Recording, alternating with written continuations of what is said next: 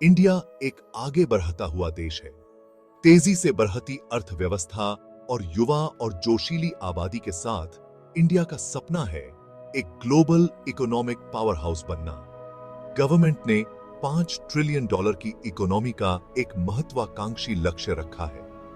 Economic prosperity का यह सपना पूरे देश की कल्पना को मोहित कर रहा है। यह ऐसे इंडिया के इस लक्ष्य की ओर बढ़ने की जर्नी को एग्जामिन करेगा। हम देश के करंट इकोनॉमिक लैंडस्केप के बारे में जानेंगे और $5 ट्रिलियन की इकोनॉमी के सिग्निफिकेंस को एनालाइज करेंगे। हम उन चुनौतियों पर भी चर्चा करेंगे जो आगे आने वाले समय में हमारे सामने आएंगे और उनको दूर करने के लिए जरूरी रिफॉर्म्स पर भी बात करेंगे। आखिर में हम आम भारतीयों के जीवन पर इस इकोनॉमिक ट्रांसफॉर्मेशन के संभावित प्रभाव का पता लगाएंगे। इंडिया की इकोनॉमिक जर्नी पर दुनिया बड़े गौर से नजर रखे हुए है। देश की सफलता का ग्लोबल इकोनॉमी पर बहुत ज्यादा असर पड़ेगा। इंडिया अभी दुनिया की छठी सबसे बड़ी इकोनॉमी है। इसके पास एक डाइवर्स और रेजिलिएंट इकोनॉमी है जो इंफॉर्मेशन टेक्नोलॉजी, फार्मास्यूटिकल्स और एग्रीकल्चर जैसे सेक्टर्स में आगे है। देश ने हाल के वर्षों में बहुत अच्छी ग्रोथ रेट देखी है जो बढ़ते हुए मिडिल क्लास, बढ़ते हुए शहरीकरण और इन्वेस्टमेंट और एंटरप्रेन्योरशिप को बढ़ावा देने के लिए गवर्नमेंट की पहल जैसे कारणों से प्रेरित है। हालांकि इंडिया को महत्वपूर्ण आर्थिक चुनौतियों का भी सामना करना पड़ता है। गरीबी, असमानता और बेरोजगारी लगातार बनी हुई समस्याएं हैं। देश का इंफ्रास्ट्रक्चर उसकी बढ़ती अर्थव्यवस्था को सपोर्ट करने के लिए नाकाफी है। करप्शन और ब्यूरोक्रेटिक अड़चनें अभी भी निवेश में बाधा बन रही हैं। इन चुनौतियों के बावजूद इंडिया के इकोनॉमिक फंडामेंटल स्ट्रांग बने हुए हैं। देश में एक युवा और बढ़ती हुई वर्कफोर्स है, एक बड़ा डोमेस्टिक मार्केट है और एक वाइब्रेंट एंटरप्रेन्योरियल स्पिरिट है। सही नीतियों और सुधारों के साथ इंडिया के पास इन चुनौतियों को पार करने और अपनी आर्थिक आकांक्षाओं को हासिल करने की क्षमता है। $5 ट्रिलियन की इकोनॉमी हासिल करना इंडिया के लिए सिर्फ नेशनल प्राइड की बात नहीं है। यह देश के आर्थिक विकास में एक महत्वपूर्ण छलांग को दर्शाता है। एक बड़ी इकोनॉमी का मतलब होगा हायर पर कैपिटा इनकम, बेहतर लिविंग स्टैंडर्ड और सभी भारतीयों के लिए ज्यादा इकोनॉमिक अपॉर्चुनिटीज। $5 ट्रिलियन की इकोनॉमी इंडिया की ग्लोबल स्टैंडिंग को भी बढ़ाएगी। यह इंडिया को वर्ल्ड स्टेज पर ज्यादा इकोनॉमिक क्लाउड देगा और उसे ग्लोबल इकोनॉमिक गवर्नेंस को शेप देने में ज्यादा प्रभावशाली भूमिका निभाने में सक्षम बनाएगा। इसके अलावा एक मजबूत इकोनॉमी इंडिया को अपनी जरूरी सामाजिक और पर्यावरणीय चुनौतियों का समाधान करने के लिए जरूरी संसाधन प्रदान करेगी। यह गवर्नमेंट को एजुकेशन, हेल्थ केयर, इंफ्रास्ट्रक्चर और क्लीन एनर्जी में ज्यादा निवेश करने में सक्षम बनाएगा। इंडिया की ख्वाहिश है कि वो दुनिया की इकोनॉमिक सुपर पावर्स की लिस्ट में शामिल हो। कई देश पहले ही $5 ट्रिलियन की इकोनॉमी का पड़ाव हासिल कर चुके हैं। United states, China, Japan, Germany और यूनाइटेड किंगडम मजबूत आर्थिक विकास की क्षमता के प्रमाण हैं। इन देशों ने कई कारणों से मिलकर अपनी आर्थिक सफलता हासिल की। इनमें टेक्नोलॉजिकल इनोवेशन, एक स्किल्ड वर्कफोर्स, मजबूत संस्थान और अनुकूल गवर्नमेंट पॉलिसीज शामिल हैं। उनके एक्सपीरियंस इंडिया के लिए बहुमूल्य सबक पेश करते हैं क्योंकि यह आर्थिक समृद्धि की ओर अपना रास्ता खुद बनाता है। इंडिया इन इकोनॉमिक जाइंट्स की सफलताओं और विफलताओं से सीख सकता है। बेस्ट प्रैक्टिस को अपनाकर और उन्हें अपने यूनिक कंटेक्स्ट में ढालकर इंडिया अपने खुद के इकोनॉमिक ट्रांसफॉर्मेशन का मार्ग प्रशस्त कर सकता है। सेक्शन 5, आर्थिक विकास की राह में चुनौतियां। जबकि इंडिया की आर्थिक आकांक्षाएं काबिले तारीफ हैं, $5 ट्रिलियन की अर्थव्यवस्था हासिल करने का मार्ग चुनौतियों से भरा है। ये चुनौतियां बहुआयामी हैं और इन्हें दूर करने के लिए एक कॉम्प्रिहेंसिव अप्रोच की जरूरत है। सबसे बड़ी चुनौतियों में से एक है पर्याप्त इंफ्रास्ट्रक्चर की कमी। इंडिया की सड़कें, बंदरगाह, हवाई अड्डे और पावर ग्रिड तेजी से बढ़ती अर्थव्यवस्था की जरूरतों को पूरा करने के लिए नाकाफी है। गवर्नमेंट को अड़चनों को दूर करने और आर्थिक गतिविधियों को सुविधाजनक बनाने के लिए इंफ्रास्ट्रक्चर डेवलपमेंट में बहुत ज्यादा निवेश करने की जरूरत है। एक और बड़ी चुनौती है स्किल्ड लेबर की कमी। इंडिया में ह्यूमन कैपिटल का एक बहुत बड़ा पूल है, लेकिन वर्कफोर्स के एक बड़े हिस्से के पास मॉडर्न इंडस्ट्रीज के लिए जरूरी स्किल्स और ट्रेनिंग की कमी है। गवर्नमेंट को स्किल गैप को पाटने और अपने वर्कफोर्स की एम्प्लॉयबिलिटी को बढ़ाने के लिए स्किल डेवलपमेंट और वोकेशनल ट्रेनिंग को प्राथमिकता देने की जरूरत है।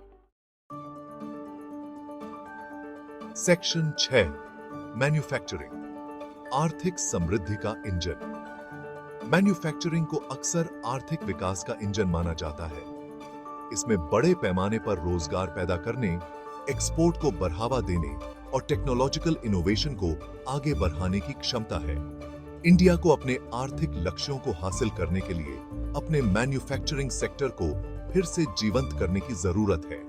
मैन्युफैक्चरिंग सेक्टर के सामने आने वाली प्रमुख चुनौतियों में से एक है प्रतिस्पर्धा की कमी।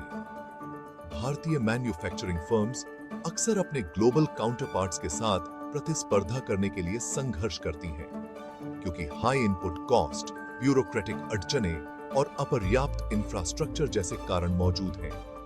गवर्नमेंट को रेड टेप को कम करके, इंफ्रास्ट्रक्चर में सुधार करके और इनोवेशन को बढ़ावा देकर मैन्युफैक्चरिंग के लिए ज्यादा अनुकूल माहौल बनाने की जरूरत है। एक और चुनौती है मैन्युफैक्चरिंग सेक्टर में छोटे और मध्यम आकार के उद्यमों या एसएमई का दबदबा। जबकि एसएमई अर्थव्यवस्था के लिए बहुत जरूरी है, लेकिन उनमें अक्सर बड़ी फर्मों के पैमाने और दक्षता की कमी होती है। गवर्नमेंट को बड़ी मैन्युफैक्चरिंग फर्मों को फाइनेंस, टेक्नोलॉजी और बाजारों तक पहुंच प्रदान करके उनके विकास को प्रोत्साहित करने की जरूरत है।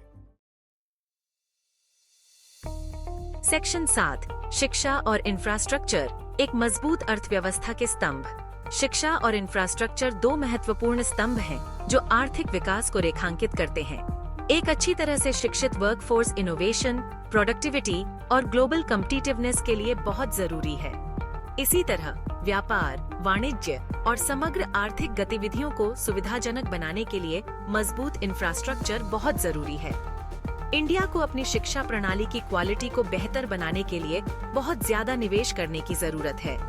इसमें सभी के लिए क्वालिटी एजुकेशन तक पहुंच बढ़ाना, शिक्षक प्रशिक्षण को बढ़ाना और रिसर्च एंड डेवलपमेंट को बढ़ावा देना शामिल है। गवर्नमेंट को 21वीं सदी की अर्थव्यवस्था की मांग वाले स्किल्स के साथ वर्कफोर्स को लैस करने के लिए स्किल डेवलपमेंट प्रोग्राम को प्राथमिकता देनी चाहिए। इंफ्रास्ट्रक्चर डेवलपमेंट को कनेक्टिविटी को बेहतर बनाने पर ध्यान केंद्रित करना चाहिए, दोनों फिजिकल और डिजिटल। इसमें ट्रांसपोर्टेशन नेटवर्क को अपग्रेड करना, बिजली और साफ पानी तक पहुंच का विस्तार करना और डिजिटल डिवाइड को पाटना शामिल है।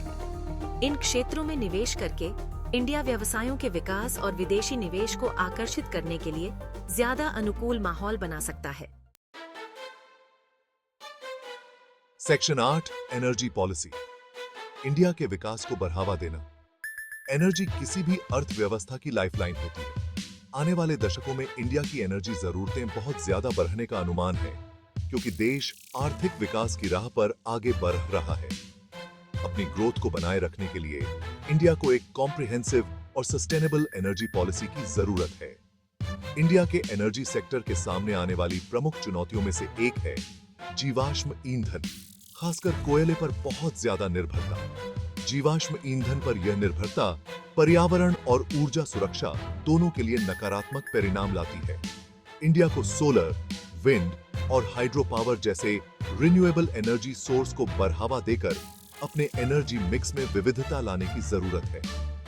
गवर्नमेंट को फीड इन टैरिफ और टैक्स ब्रेक जैसी नीतियों के माध्यम से रिन्यूएबल एनर्जी में निवेश को प्रोत्साहित करना चाहिए। इसके अतिरिक्त ऊर्जा की खपत को कम करने और जीवाश्म ईंधन पर निर्भरता को कम करने के लिए सभी क्षेत्रों में ऊर्जा दक्षता उपायों को लागू किया जाना चाहिए। इंडिया अपना महत्वाकांक्षी लक्ष्य कब प्राप्त कर सकता है, यह विभिन्न कारकों पर निर्भर करता है, जो डोमेस्टिक और ग्लोबल दोनों हैं। आर्थिक विकास अप्रत्याशित घटनाओं से प्रभावित हो सकता है। निरंतर प्रयासों और प्रभावी नीति कार्यान्वयन के साथ इंडिया इस लक्ष्य को प्राप्त कर सकता है। विशेषज्ञों का अनुमान है कि इंडिया 2030 के दशक की शुरुआत तक $5 ट्रिलियन तक पहुंच सकता है। सेक्शन 10 नागरिकों पर प्रभाव, सभी भारतीयों के लिए एक उज्जवल भविष्य। इंडिया के $5 ट्रिलियन की अर्थव्यवस्था का सपना सभी नागरिकों के लिए उज्जवल भविष्य का वादा करता है। इस आर्थिक परिवर्तन से जीवन स्तर में सुधार होगा, आय में वृद्धि से एक बड़ा मध्यम वर्ग बनेगा। यह विभिन्न क्षेत्रों में मांग को बढ़ावा देगा, आर्थिक विकास को और बढ़ावा मिलेगा, सरकार को स्वास्थ्य सेवा, शिक्षा में अधिक निवेश करने में सक्षम बनाएगी। इंडिया अपनी आर्थिक आकांक्षाओं को साकार कर सकता है। सोमदासी।